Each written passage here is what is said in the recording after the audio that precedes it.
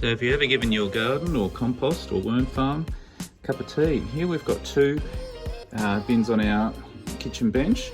So this one is full of food scraps that will not go in the compost. So that could be like meat or fish or bones and citrus and stuff like that.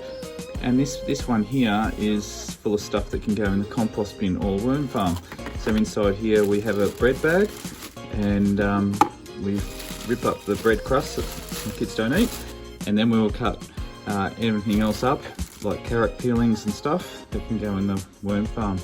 But have you ever thought about giving your worm farm or compost bin a cup of tea? Here we go, here's my tea bag, and they're all slightly different.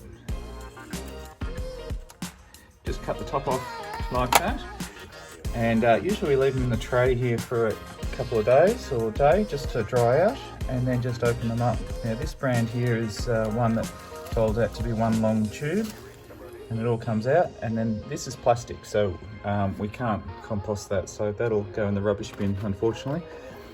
This one here is a slightly different brand, but still the same. Cut the head off like that.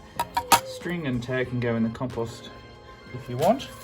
And then the tea bag here, just shake it all out and it comes out quite easily like that. This one, because it's a different brand, isn't a tube, it's actually joined at the bottom there. So you just shake both channels out like that, and then that goes in the bag here. Shake it all in with all the other scraps, and your garden will love you and enjoy the cup of tea.